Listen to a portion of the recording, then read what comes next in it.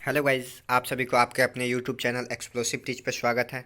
हम लोग क्लास 12 के हिंदी के गद्य खंड का जो 5वां चैप्टर रोज है, जो कि एक कहानी है, उसे पढ़ रहे थे।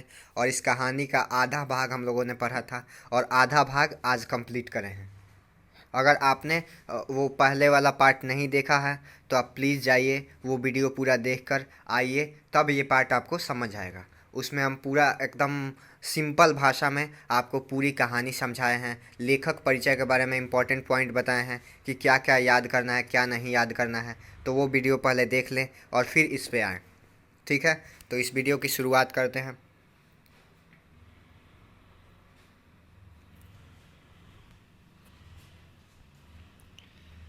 तो हम लोग यहाँ तक पढ़े थे, अब आगे पढ़ना है।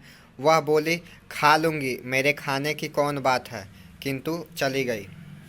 मतलब जो मालती थी वह बोली कि खा लेंगे, मेरे खाने में क्या रखा है। मैंने हम तो कभी खा लेंगे, हमारे खाने में क्या रखा है। मैं टिट्टी को हाथ में लेकर झुलाने लगा, जिससे वह कुछ देर के लिए शांत हो गया। अब जो लेखक हैं, लेखक टिट्टी को लेके अपने हाथ में खिलाने लगे और इनके या खिला रहे थे, तो वो टीटी जो था वो शांत हो गया। ठीक है। दूर शायद अस्पताल में ही तीन खड़ के एकाएक मैंने चौंका। मैंने सुना मालती वहीं आंगन में बैठी और अपने आप ही एक लंबी सी थकी हुई सांस के साथ कह रही है, 3 बज गए। मानो बड़ी तपस्या के बाद कोई कार्य संपन्न हो गया हो। ठीक है। मतलब 3 बार घड़ी, जो घड़ी थी वो 3 बार बजी। तो जब 3 बार घड़ी बजी तो उस घड़ी की आहट, मतलब तीनों जो बेल का उसका आवाज़ था, उस आवाज़ को सुनकर मालती एक लंबी थकी हुई सांस लेकर कही, चलो 3 बज गए। मतलब ऐसे बोली जैसे मानो कि उस वो कोई तपस्या कर रही है और वो तपस्या पूर्ण हो गया हो। मानते आप, अगर किसी चीज़ का इंतज़ार कर रहे हो और वो पूरा हो जाता है तो आपको एकदम अलग नहीं लगता है। वैसे ही वो बोली, चलो 3 बज गए। मतलब वो कुछ बिताना चाहती है और वो बीत गया है। थोड़ी ही देर में मालती फिर आ गई। मैंने पूछा, तुम्हारे लिए कुछ बचा भी था? सब कुछ तो, मतलब ये कहना चाहते थे कि तुम्हारे लिए कुछ बचा भी था कि सब हम लोग खा गए थे। तो मालती बोली, बहुत था। हाँ बहुत था। भाजी तो सारी मैं ही खा गया था। वहाँ बचा कुछ होगा नहीं। यूं ही रोब तो न जमाओ कि बहुत था, मैंने हंसकर कहा। लेखक हंसकर बोलते हैं कि जो भाजी बनाई थी वो तो सब हमने खा लिया था, तो फिर बचा कहाँ से था कि रोब जमा के बोल रहे हो कि हमने बचा था। मालती मानो किसी और विषय की बात कहती हुई बोली, यहाँ सब्जी वब्जी तो कुछ होती ही नहीं। कोई आता जाता है तो नीचे से मंगा लेते हैं। मुझे आए 15 दिन हुए हैं। जो सब्जी साथ लाए थे वही अभी बढ़ती जा रही है। मालती बोली कि वो लोग पहाड़ों पे रहते थे, तो पहाड़ों पे सब्जियां लाना बहुत मुश्किल काम था। तो मालती वही बात बोल रही है कि यहाँ सब्जी वब्जी तो होता नहीं है। जो सब्जी आता है नीचे से आता है, और नीचे से कोई जाता है तो मंगवा लिए, ऐसे कोई लाने वाला है नहीं। तो यही मालती बोल रही है कि 15 दिन पहले हम आए थे तो सब्जी साथ में लेकर आए थे और वही सब्जी चला रहे थे अभी तक। ठीक है। मैंने पूछा, नौकर कोई नहीं है? लेखक पूछते हैं कि कोई नौकर नहीं है? कोई ठीक मिला नहीं, शायद 2-1 दिन में हो जाए। मालती बोलती है, कोई ठीक अभी तक मिला नहीं है, शायद 1-2 दिन में नौकर हो जाए। बर्तन भी तुम ही मांजती हो? लेखक पूछा कि बर्तन भी तुम ही धोती हो? तो मालती बोली, और कौन? कहकर मालती क्षण भर आंगन में जाकर लौट आई। यह बात बोलकर मालती आंगन में गई और फिर घूम कर आ गई। मैंने पूछा, कहाँ गई थी? लेखक पूछता है कि कहाँ गई थी? आज पानी ही नहीं है, बर्तन कैसे मांजेंगे? क्या बोली मालती कि आज पानी ही नहीं है, बर्तन कैसे मांजेंगे? क्यों, पानी को क्या हुआ? मतलब लेखक पूछते हैं कि पानी को क्या हुआ? तो मालती बोल रही है कि रोज ही होता है, कभी वक्त पर तो आता नहीं। आज शाम को 7 बजे आएगा, तब बर्तन मांजेंगे। मालती बोलती है कि कभी टाइम पर पानी आता नहीं है और आज तो लगता है कि 7 बजे शाम तक आएगा, तो उस समय बर्तन धोना पड़ेगा। तो फिर लेखक बोलते हैं, चलो तुम्हें 7 बजे तक तो छुट्टी हुई। कहते हुए मैं मन ही मन सोचने लगा, अब इसे रात के 11 बजे तक काम करना पड़ेगा। छुट्टी के खाक हुई। मतलब लेखक बोले कि चलो 7 बजे तक तुमको तो छुट्टी हुई ना, तो लेकिन ये बोलने के बाद उनके मन में विचार आता है कि मान लो इस 7 बजे तक तो छुट्टी में रहेगी, लेकिन उसके बाद भी तो काम है, तो वो सब काम 7 बजे के बाद करेंगे, तो इसको तो बच जाएंगे 11। तो 11 बजे तक तो ये लगी रही, तो छुट्टी किस बात का? 11 बजे तक तो लगी रह रही है काम में, तो छुट्टी कहाँ हुआ? यही लेखक बोल रहे हैं। यही उसने कहा, मेरे पास कोई उत्तर नहीं था। यही बात मालती भी बोले, पर इनके पास कोई उत्तर, इसका जवाब कोई नहीं था। पर मेरी सहायता टिट्टी ने की। एकाएक फिर रोने लगा और मालती के पास जाने की चेष्टा करने लगा। लेकिन एकाएक ये लोग बात कर रहे थे, तब तक एकाएक टिट्टी रोने लगा, और टिट्टी एकाएक रोने लगा तो और वह मालती के पास जाने की चेष्टा करने, मतलब मालती के पास जाने के लिए रोने लगा। ठीक है, मैंने उसे दे दिया। लेखक ने टिट्टी को मालती को दे दिया। थोड़ी देर फिर मौन रहा। मैंने जेब से किसी नोटबुक जेब से अपनी नोटबुक निकाली और पिछले दिनों के लिखे हुए नोट देखने लगा। मतलब इन्होंने अपने जेब से नोटबुक निकाली और पिछले दिनों में जो अपने नोटबुक में जो जो बात लिखे थे वो सब बात देखने लगे। तब मालती को याद आया कि उसने मेरे आने का कारण पूछा नहीं, और बोली यहाँ आए कैसे। अब देखिए, इतना टाइम बीत गया, सब बीत गया, अब शाम होने को आ गया, 3 बज गया। आए कब थे? दोपहर में ही 12-1 बजे आए थे, और बज गया 3। अभी तक उसको समय नहीं मिला था कि पूछे कि आप यहाँ किस लिए आए थे। अब वो 3 बजे पूछ रही है कि आप आए किस लिए थे यहाँ। मैंने कहा अच्छा अब याद आया, तुमसे मिलने आया था, और क्या करने। तो 1-2 दिन रहोगे ना? मतलब ये बोलते हैं अब याद आई है तुमको पूछने का कि किस लिए आए हो। तुमसे मिलने आए हैं, और किस लिए आए हैं? तो मालती फिर पूछ लिया कि 1-2 दिन रहोगे ना? नहीं, कल चला जाऊंगा। लेखक बोलता है नहीं, कल चला जाऊंगा। मालती कुछ नहीं बोली, कुछ खिन्न सी हो गई। मालती इस बात पे कोई जवाब नहीं दिया, और खिन्न सी मतलब गुस्सा टाइप का। आदमी से चिड़चिड़ा अंदर से नहीं रहता है, हर बात पे उसको चिड़चिड़ापन, हर बात, कोई बात उसको अच्छा नहीं लगता। तो वही हालत हो गया था मालती का, वो खिन्न सी हो गई। फिर मैं फिर नोटबुक की तरफ देखने लगा। फिर लेखक नोटबुक की तरफ देखने लगा। थोड़ी देर बाद मुझे ध्यान हुआ, मैं आया तो हूँ मालती से मिलने, किंतु यहाँ वह बात करने को बैठी है और मैं पढ़ रहा हूँ, पर बात भी क्या की जाए। मतलब फिर इनको ध्यान आया कि हम मालती से ही मिलने आए हैं और बात करने के लिए बैठी है, हम अपना पढ़ रहे हैं, अपना नोटबुक देख रहे हैं, अपने पीछे की बात याद कर रहे हैं। मुझे लेकिन फिर सोचते हैं कि आखिर बात क्या करें इससे, ये तो पूरी चेंज हो गई, इसे क्या बोले हम। मुझे ऐसा लग रहा था कि इस घर पर जो छाया घिरी हुई है वह अज्ञात रहकर भी मानो मुझे भी वश में कर रही है। लेखक को ऐसा प्रतीत हो रहा था कि इस घर पे जो छाया है वो अज्ञात होकर इन पे भी वो अपना साया दिखा रही है, इनको भी अपने वश में कर रही है। मैं भी वैसा ही नीरस निर्जीव सा हो रहा हूँ। इन्हें लगा कि मैं भी वैसे ही नीरस और निर्जीव सा हो रहा हूँ, जैसे, हाँ, जैसे यह घर, जैसे मालती। इनको लगा कि हम भी वैसे ही हो रहे हैं जैसे इस घर का हालत हो गया है, एकदम नीरस हो गया है, कोई निर्जीव सा हो गया है, कोई किसी से मतलब नहीं, सब लोग अपने आप में खोए हैं। पता नहीं यहाँ कौन सी दुनिया, नई दुनिया बस गई है। किसी को किसी से मतलब नहीं, कौन क्या कर रहा है, कैसे कर रहा है, कोई मतलब नहीं, बस एक नए दुनिया में खोए हैं लोग यहाँ के। तो इनको लगता है लेखक को कि हम भी इस जो दुनिया है इसमें खुद की दुनिया में हम खो रहे हैं, हमें भी नहीं पता चल रहा है कि हम क्या सोच रहे हैं, क्या कर रहे हैं। मैंने पूछा तुम कुछ पढ़ती लिखती हो? मैं चारों ओर देखने लगा कि कहीं किताबें दिख पड़े। मतलब मालती से पूछा कि तुम कुछ पढ़ती लिखती भी हो? ये चारों ओर देखने लगा कि किताबें कहीं दिख जाए। यहाँ कहकर मालती थोड़ा सा हंस दी, और मालती का यहाँ मैंने अपने ससुराल के बाद बोले यहाँ, और यहाँ कह के हंसने लगी। वह हंसी कह रही थी यहाँ पढ़ने को क्या है, पढ़ने को है क्या। मतलब वो हंसी बता रही थी कि आखिर यहाँ पढ़ने को है ही क्या कि हम पढ़ें। मैंने कहा अच्छा, मैं वापस जाकर ज़रूर कुछ पुस्तकें भेजूंगा, और वार्तालाप फिर समाप्त हो गया। फिर लेखक बोलते हैं कि मैं जब घर जाऊंगा ना तो वहाँ से कुछ पुस्तकें तुम्हारे पास पार्सल कर दूंगा। और इतना बात हो जाता है और फिर दोनों शांत हो जाते हैं।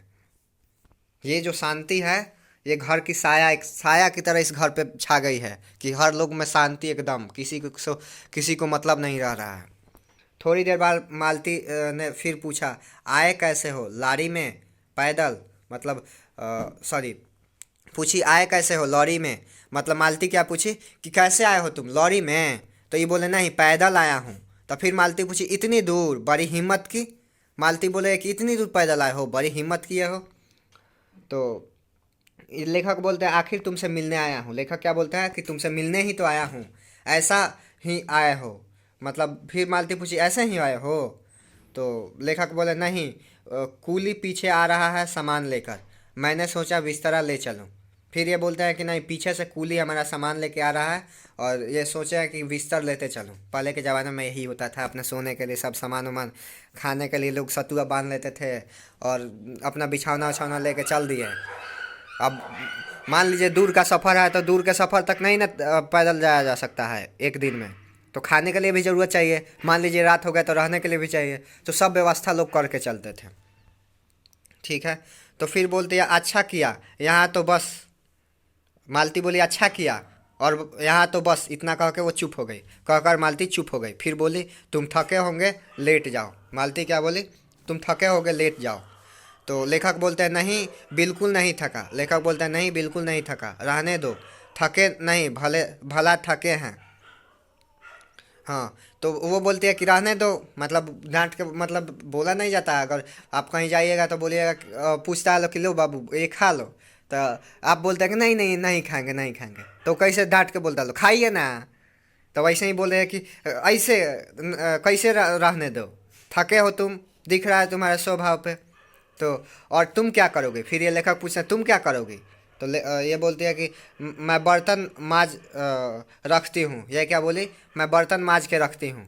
तो लेखक बोलते हैं वाह, क्योंकि और कोई बात मुझे सूझी नहीं। इनको भी कोई बात सूझी नहीं, वाह कर दिए। थोड़ी देर में मालती उठी और चली गई टिट्टी को साथ लेकर। थोड़ी देर बाद मालती उठी और टिट्टी को लेकर चली गई। तब मैं भी लेट गया और छत की ओर देखने लगा। ये भी लेट गया, छत की तरफ देखने लगे। मैंने विचारों के साथ आंगन में आती हुई बर्तनों के घिसने के खन खन ध्वनि मिलकर एक विचित्र एक स्वर उत्पन्न करने लगी, जिसके कारण मेरे अंग अंग धीरे धीरे ढीले पड़ने लगे और मैं उगने लगा। मतलब इनके कानों में अब आवाज़ आने लगी बर्तन घिसने की। बर्तन धोया जाता है तो उसमें खन खन की आवाज़ नहीं आती है, वो आवाज़ अब आने लगी। ये आवाज़ सुनकर इनको विचित्र एक स्वर उत्पन्न, मतलब एकाएक इन चौंक गए और इनके अंग में धीरे धीरे ढीले पड़ने, जो इनके अंग थे धीरे धीरे ढीले पड़ने लगे और ये चारों तरफ देखने लगे। एकाएक वह एक स्वर टूट गया, मौन हो गया। इससे मेरी तंद्रा भी टूटी, मैं उस मौन में सुनने लगा। एकाएक इनका जो एक स्वर था, मतलब जो एक छाया नहीं बन जाता है, वो छाया टूटा और ये और पूरा मौन हो गया। जो माहौल था पूरा मौन शांत हो गया और इनका जो मतलब झपकी तंद्रा, मतलब झपकी जो झपकी ले रहे थे वो झपकी टूटा और ये मौन में सुनने लगे। ठीक है, चार खड़क रहे थे और इसी का पहला घंटा सुनकर मालती रुक गई। अब फिर चार की घंटी बजी है और फिर ये सुनकर मालती रुक गई। वह 3 बजे वाली बात फिर मैंने फिर देखी। जैसे 3 बजे वो बोली थी चलो 3 बज गए, वैसे ही फिर बोली चलो 4 बज गए। अब की बार और उग्र रूप से, अब थोड़ा और रूप से, चलो 4 बज गए।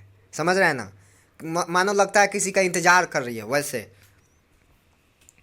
मैंने सुना मालती एक बिल्कुल अनैच्छिक अनुभूति विहीन नीरस या तंत्रवत, वह अभी थके हुए यंत्र के से स्वर में कह रही है 4 बज गए हैं। मानो इस अनैच्छिक समय गिनने गिनने में ही उसका मशीन तुल्य जीवन बीतता हो। ऐसा उनको महसूस हो रहा था कि यही समय के घंटा गिनते गिनते उसका जो मशीन तुल्य जीवन है वो बीत रहा। वैसे ही जैसे मोटर का स्पीडोमीटर यंत्रवत फासला नापता जाता है। जैसे जो मोटर का स्पीडोमीटर होता है उसका बस काम होता है फासला नापते नापते, मतलब दूरी नापते नापते, बस उसका काम ज़िंदगी जितना देर चलेगा उतना देर क्या करेगा, दूरी ही नापेगा।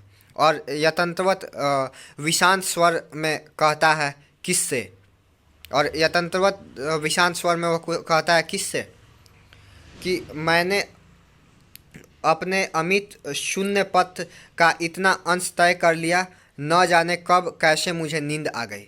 और ये सब बातों में सोचते सोचते इनको नींद आ जाती है। तब 6 कभी के बज चुके थे। जब ये उठे तब तक 6 कभी के बज चुके थे। जब किसी के आने की आहट से मेरी नींद खुली और मैंने देखा कि महेश्वर लौट आए हैं।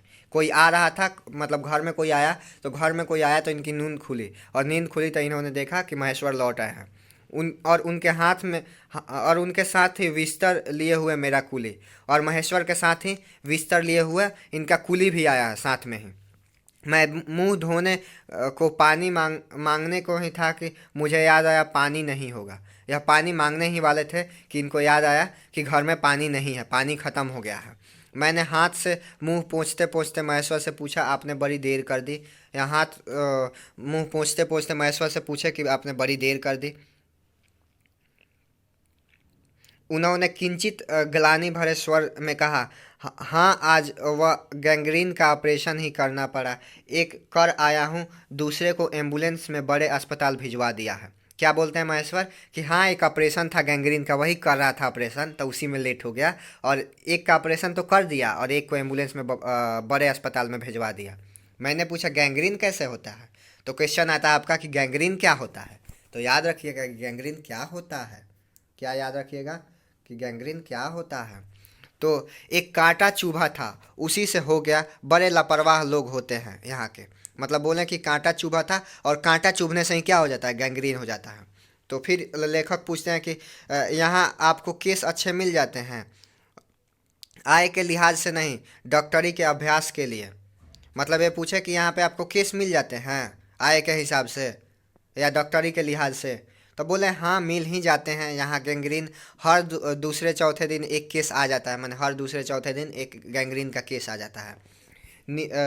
नीचे बड़े अस्पताल में भी, और जो नीचे वाले अस्पताल हैं ये नीचे वाले अस्पताल में भी, उसी में। मालती आंगन से ही सुन रही थी, अब आ गई, बोली, हाँ, केस बनते देर क्या लगती है, कांटा चुभा था, इस पर टांग काटना पड़े, यह भी कोई डॉक्टरी है। मालती क्या बोलती है, आंगन से यह बात सुनकर दौड़ कर आई और बोली क्या कि हाँ, केस बनाने में टाइम थोड़े लगता है, कांटा चुभा और उसमें टांग काटना पड़ गया, यही तो डॉक्टरी हो गया आज के समय का। हर दूसरे दिन किसी की बाह काटाते हैं तो इसी का नाम अच्छा अभ्यास है। तो बोलती है कि हर दिन किसी का पैर काटाते हैं तो किसी का बाह काटाते हैं, यही अच्छा अभ्यास है। महेश्वर हंसे, बोले, ना काटे तो उसकी जान गंवाएं। महेश्वर हंसकर इस पर जवाब दिया कि ना काटे तो क्या उसकी जान गंवाएं। हाँ, पहले दुनिया में कांटे ही नहीं होते होंगे। इस पर क्या बोली मालती कि हाँ, पहले दुनिया में कांटे कहाँ थे, आज तक तो सुना नहीं था कि कांटों के चुभने से लोग मर जाते हैं। बोली कि आज तक तो हमने कभी नहीं सुना था कि कांटों के चुभने से लोग मर जाते हैं। महेश्वर ने उत्तर नहीं दिया, मुस्कुरा दिया। महेश्वर ने इस बात पर उत्तर नहीं दिया और मुस्कुरा दिया। मालती मेरी ओर देखकर बोली, मालती फिर इनकी ओर देखकर, लेखक की ओर देखकर बोल रही है, ऐसे ही होते हैं डॉक्टर। बोलती है कि डॉक्टर ऐसे ही होते हैं, सरकारी अस्पताल है ना, क्या परवाह है। बोलती है कि सरकारी अस्पताल है, क्या परवाह है, डॉक्टर तो ऐसे ही होते हैं। मैं तो रोज़ ऐसी बात सुनती है। देखिए फिर मिल गया रोज़, जो आपका शीर्षक है। तो मैं रोज़ रोज़ यही बात, मालती रोज़ यही बात सुनती है। कौन सी बात, गैंग्रीन के पैर काट का, किसी के पैर काट गए हैं तो किसी के हाथ का काट गए हैं तो कोई मर गया, यही सब बात रोज़ सुनती है।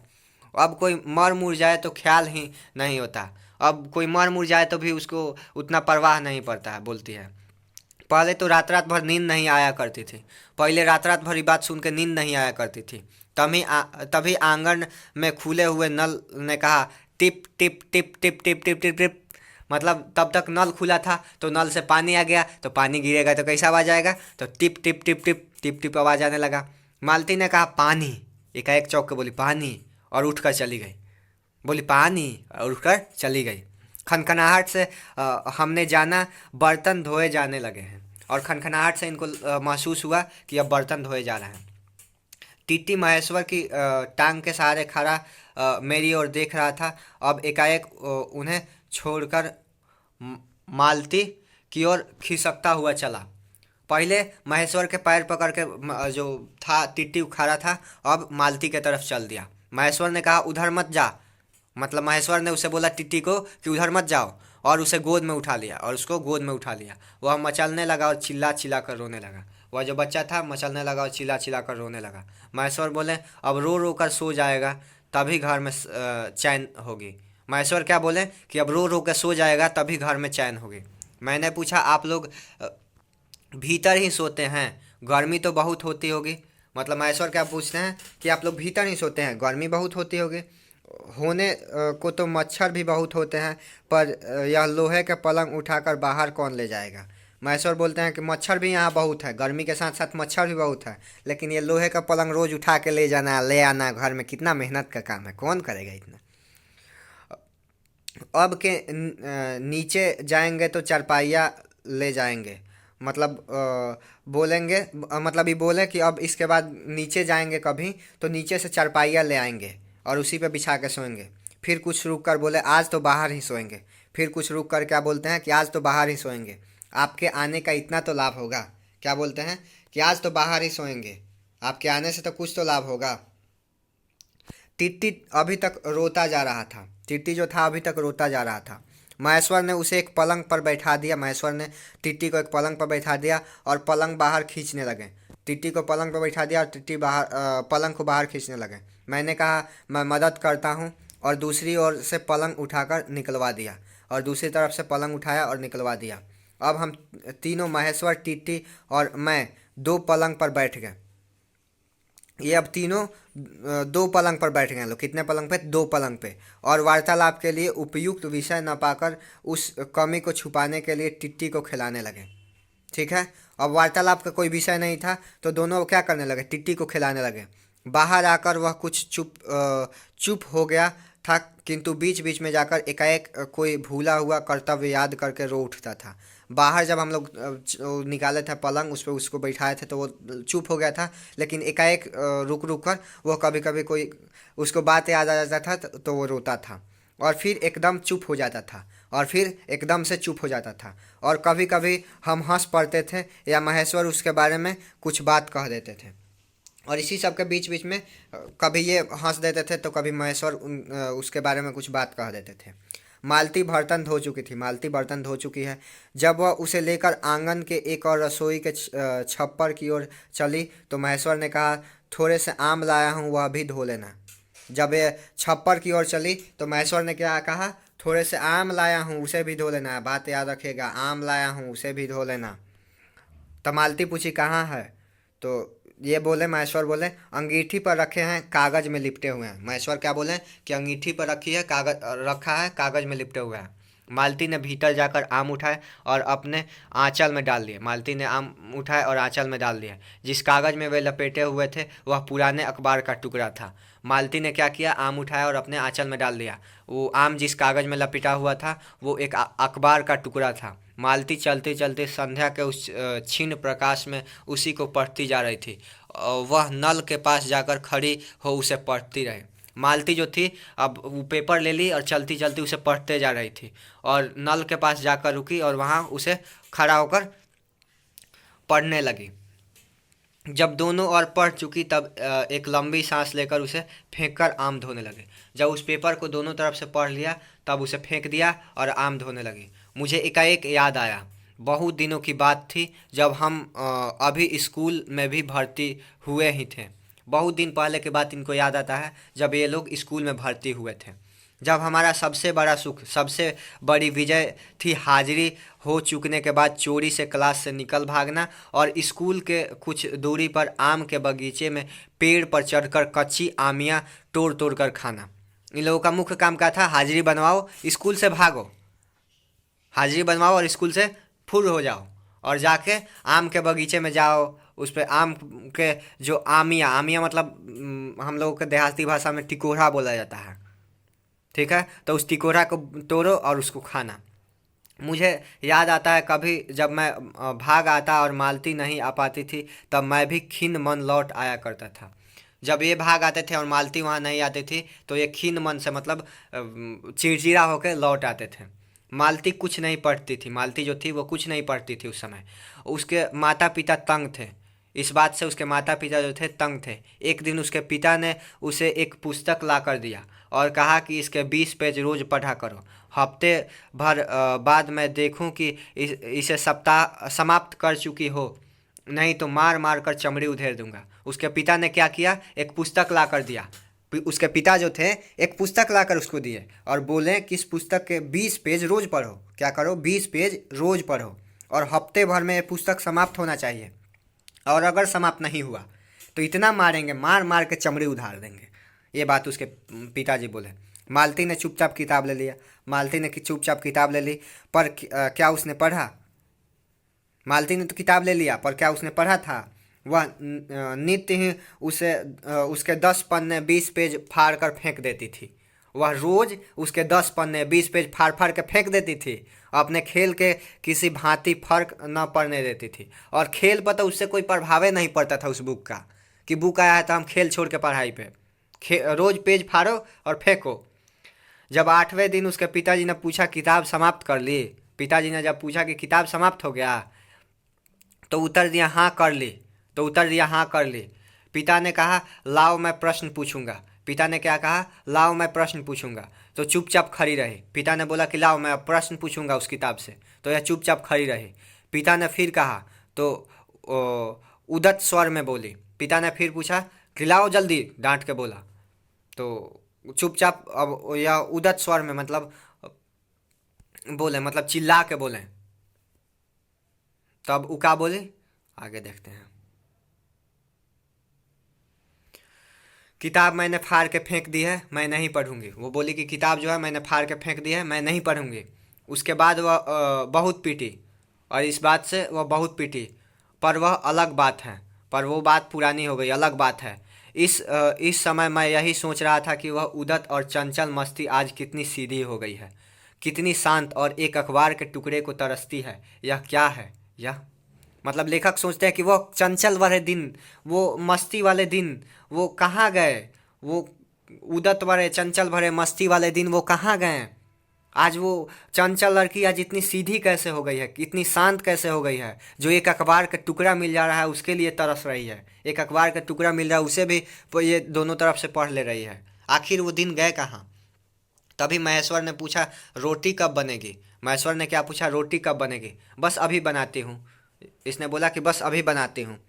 पर अब की बार जब मालती रसोई की ओर चली तब टिट्टी की कर्तव्य भावना बहुत विस्तृण हो गई।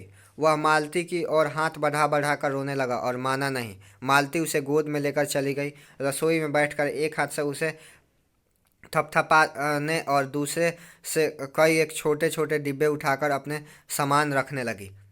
मतलब अब टिट्टी भी तेज रोने लगा, उसके तरफ हाथ कर करके कि उसके पास जाना है।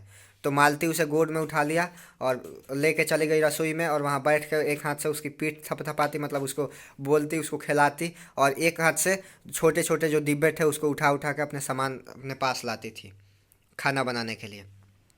और हम दोनों चुपचाप रात्रि की और भोजन की और एक दूसरे से कुछ कहने की और न जाने किस किस न्यूनता की पूर्ति की प्रतीक्षा करने लगे। और ये दोनों चुपचाप रात्रि की और भोजन, मतलब रात्रि के भोजन की, एक दूसरे से कुछ कहने की और ना जाने किस किस बात की ये लोग आपस प्रतीक्षा, माने कोई बोल नहीं रहा था, दोनों शांत बैठे हैं, प्रतीक्षा कर रहे थे कि ये बोले तो वो बोले, मतलब दोनों शांत बैठे हैं।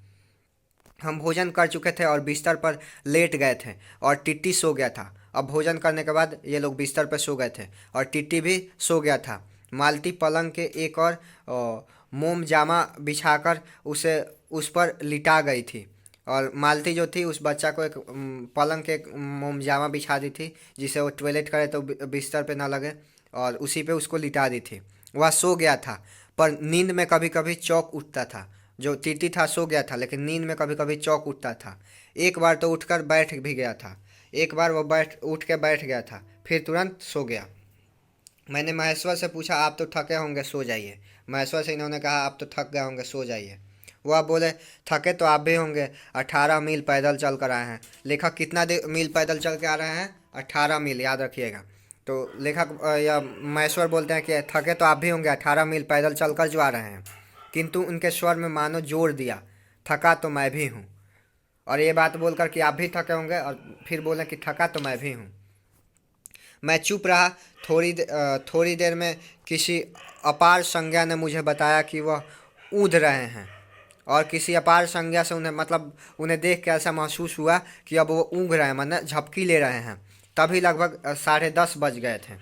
कितने बज गए थे? 10:30 बज गए थे। मालती भोजन कर रही थी। मालती क्या कर रही थी? भोजन कर रही थी। मैं थोड़ी देर मालती की ओर देखता रहा। वह किसी विचार में, यद्यपि बहुत गहरे विचार में नहीं, लीन हुई धीरे धीरे खाना खा रही।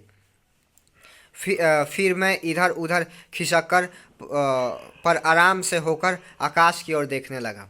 इन्होंने देखा कि वो मालती तो खाना खा रही है, लेकिन खाना पे उसका ध्यान नहीं है, वो किसी और विचार में खोई हुई है और धीरे धीरे खाना खा रही है। फिर इन्होंने इधर उधर देखा और आराम से सोकर आकाश की ओर देखने लगे। पूर्णिमा थी, उस दिन पूर्णिमा थी। आकाश जो था अनर्व था। मैंने देखा उसकी सरकारी स्क्वार्टर की दिन में अत्यंत शुष्क और नीरस लगने वाले स्लेट की छत भी चांदनी में चमक रही है। अत्यंत शीलता और स्निग्धता में छलक रही है, मानो चंद्रिका उस पर से बहती हुई आ रही है, झड़ रही हो। मतलब इन्होंने देखा कि जो सरकारी क्वार्टर इनको मिला था वो अत्यंत शुष्क और नीरस था, लेकिन जो चांदनी की चमक थी उसमें वो चमकने लगा था। मैंने देखा पवन में चीड़ के वृक्ष, गर्मी में सूख कर मटमैले हुए चीड़ के वृक्ष धीरे धीरे गा रहे हों कोई राग जो कोमल है किंतु करुण नहीं, अशांतिमय है किंतु उद्वेगमय नहीं। ये इनको महसूस हुआ कि जो वृक्ष है वो गर्मी में सूख कर मटमैले हो गए हैं और इस चीड़ का जो वृक्ष है धीरे धीरे कुछ गा रहे हैं। मतलब कोई कोमल राग गा रहे हैं। वह कोमल है लेकिन करुण नहीं है, अशांतिमय है लेकिन उद्वेगमय नहीं है। मैंने देखा प्रकाश से धुंधले नीले आकाश में पट पर जो चमगादड़ नीरव उड़ान से चक्कर काट रहे हैं वे भी सुंदर दिखते हैं। ये देखें कि चमगादड़ जो चमकीला आसमान है, चांदनी रात में चमकीला आसमान है, उसमें आकाश में ये चमगादड़ उड़ रहे हैं।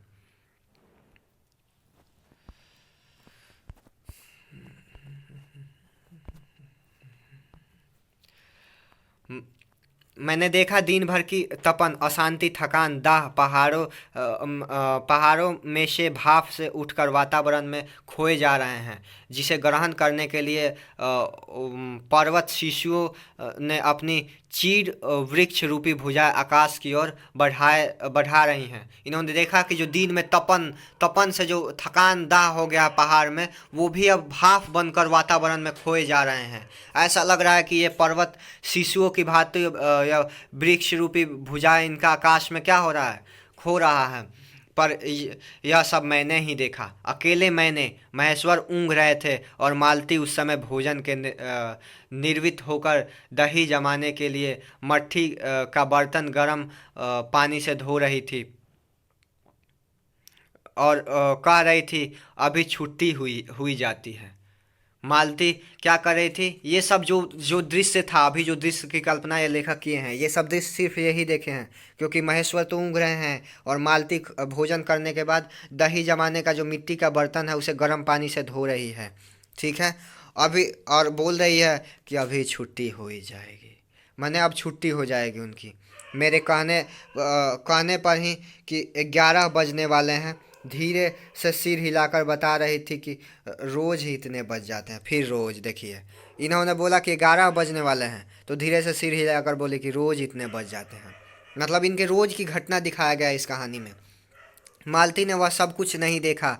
मालती का जीवन अपनी रोज़ की नियत गति से बहा जा रहा था और एक चंद्रमा की चंद्रिका के लिए, एक संस्कार के लिए रुकने को तैयार नहीं था। मालती का जो जीवन था उसके जीवन में यही रोज़ नियत गति से यही काम रोज़ चलते जा रहे थे और इनको चंद्रमा की चंद्रिका और संसार के लिए इन्हें रुकने के लिए समय नहीं था। चांदनी में शिशु कैसा लगता है, इस अलस जिज्ञासा से मैंने टीटी की ओर देखा और वह एकाएक मानो किसी शैशवोत्थित वामता से भर उठा और खिसक कर पलंग से नीचे गिर पड़ा और चिल्ला चिल्ला कर रोने लगा। इन्होंने चाहा कि हम देखें कि इस चांदनी रात में शिशु कैसे दिखते हैं। इन्हें जिज्ञासा हुई कि उस शिशु को हम देखें, लेकिन जैसे ही उसके तरफ देखा तब तक एकाएक टीटी जो था गिर गया और चिल्लाने लगा। महेश्वर ने चौंक कर कहा क्या हुआ? महेश्वर चौंक कर बोले क्या हुआ? मैं झपट कर उसे उठाने को दौड़ा। लेखक झपट कर उसे उठा लिए। मालती रसोई से बाहर निकली और उस खट शब्द को याद करके धीरे से करुणे भरे स्वर से कहा, चोट बहुत लग गई है बेचारे को। मतलब ये जो थे लेखक, उसे खट की आवाज़, जब बच्चा को खट की आवाज़ सुने, बच्चा गिरा था तो इसे सुनकर यह करुण भरे स्वर से बोले कि चोट बहुत लग गई होगी बेचारे को। यह सब मानो एक ही क्षण में एक ही क्रिया की गति में हो गया। मतलब मानो कि इनको भाव विचार आया कि हम बच्चा को देखें, तब तक एकाएक गिर गया। एक एक ही साथ एक ही क्षण हो गया। मालती ने रोते हुए शिशु को मुझसे लेने के लिए हाथ बढ़ाते हुए कहा, इसके चोट लगते ही रहते हैं, रोज ही गिर पड़ता है। देखिए मालती क्या बोलती है कि इसके चोट लगते ही रहते हैं, रोज गिर पड़ते हैं ऐसे ही। एक छोटे क्षण भर के लिए मैं स्तब्ध हो गया। फिर एकाएक मेरे मन ने मेरे समूचे अस्तित्व ने विद्रोह के स्वर से कहा, मेरे मन के भीतर ही, बाहर एक शब्द भी नहीं निकला, माँ, युवती माँ, यह तुम्हारे हृदय को क्या हो गया जो तुम अपने एकमात्र बच्चे को गिरने पर ऐसी बात कह सकती हो, और यह अभी जब तुम्हारा सारा जीवन तुम्हारे आगे है। इनके मन यह एक पल के लिए बात सुन के स्तब्ध हो गए। या जब बात सुने कि रोज गिरता है, इसको चोट तो लगते रहते हैं, यह बात सुनकर स्तब्ध हो गए। इनके मन में से क्वेश्चन आने लगा कि यह एक माँ बोल सकती है, वो भी युवती माँ, और वो भी ये बात कि इसे रोज चोट लगते हैं। नहीं, माँ ऐसी नहीं हो सकती है, वो भी एकमात्र बच्चे के गिरने पे, और अभी तो इनके आगे पूरा जीवन बचा है, और इस टाइम पे माँ ऐसे बोले। नहीं, ये तो सच, इसमें कुछ ना कुछ तो गलत है।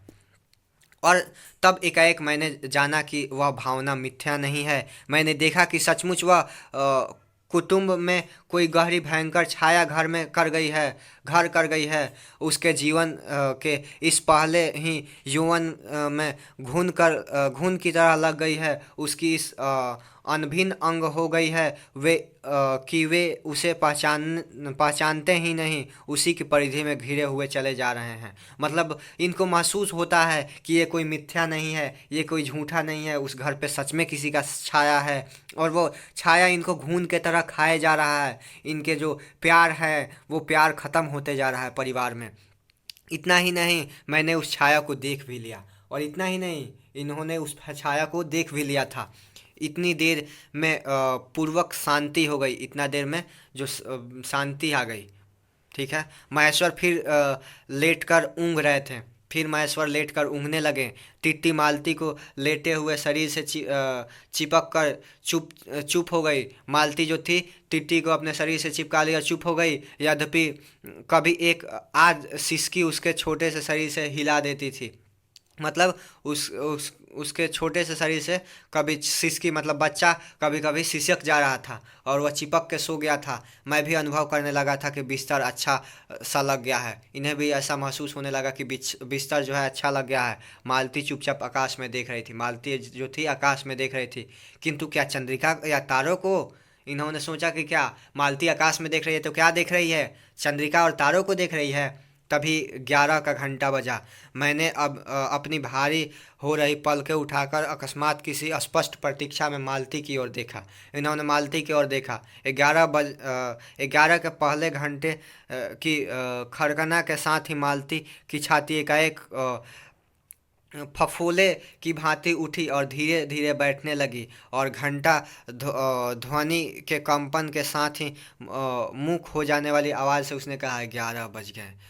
क्वेश्चन आता है कि लास्ट समय कब दिखाया गया है, तो 11, लास्ट घंटा कब बजा है? 11 बजे। जैसे ही 11 का घंटा बजा, यह जो मालती थी, इसके जो धड़कनें थी एकाएक बढ़ने लगी, और एकाएक वो लंबी सांस ली और धीरे से फिर सांस छोड़ी, और घंटा की ध्वनि के कंपन सुनकर वह फिर बोली, 11 बज गए।